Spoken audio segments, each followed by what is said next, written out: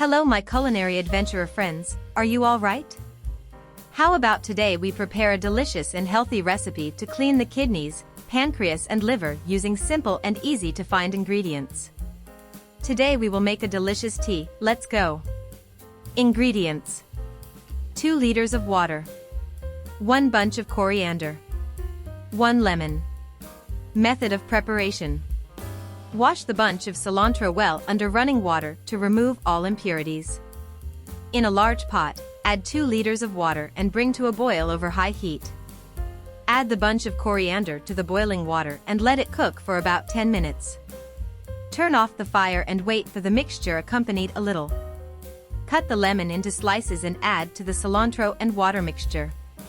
Let the mixture rest for another 5 minutes. Strain the mixture through a sieve to remove the cilantro bunch and lime slices. Serve the mixture still hot in a cup and drink right away. This cilantro lemon tea is a great option to help detoxify your body, especially your kidneys, pancreas, and liver.